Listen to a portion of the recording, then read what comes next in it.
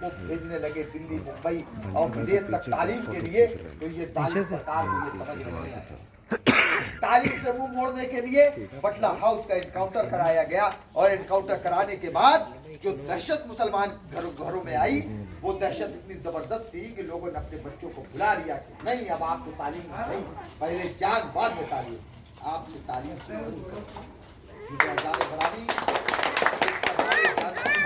ये सरकारें हमारे और आपके दिमाग से नहीं चलती है। ये सरकारों के पास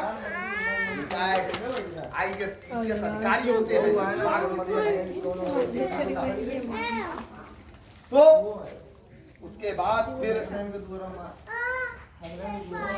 तब जाकर के हम लोगों ने, अगर सियासत शौक होता तो किसी समाजवादी बसपा कांग्रेस के नेताओं के तलवे के नीचे बैठ करके आज उनकी चापलूसी करता होता, मगर नहीं, ऐसा नहीं है। जाने का हम खिदमत के नजरिए से निकले, हम खिदमत के नजरिए से निकले और इंशाअल्लाह ताला मजलिस इत्तेहादुल मुस्लिमीन का नुमाइंदा जीता तो ये नहीं कि हम सिर्फ मुसलमानों की खिदमत करें, नहीं, हम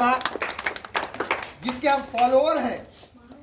प्रॉफिट मोहम्मद सल्लल्लाहु अलैहि वसल्लम, उनकी तालीमात हमारे साथ में है, तमाम नजीरें हैं जिस पर आज दुनिया काम कर रही है,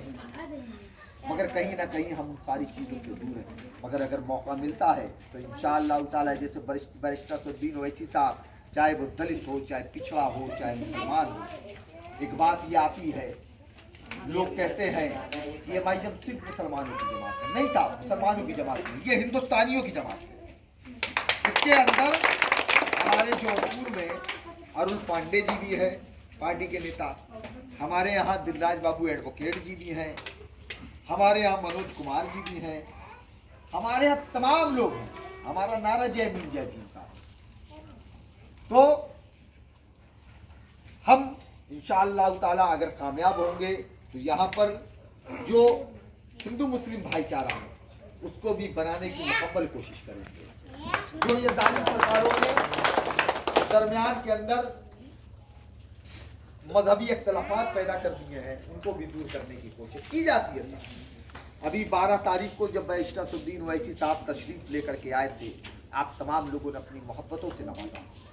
यकीनन उन्होंने शुक्रिया अदा किया और कहा कि जौनपुर के लोगों ने जितनी मोहब्बतों से नवाजा है, हिंदुस्तान में किसी भी कोने में उतनी मोहब्बत नहीं है। ऐज़ान मोहतरम, वही मोहब्बत आने वाले 15 तारीख को भी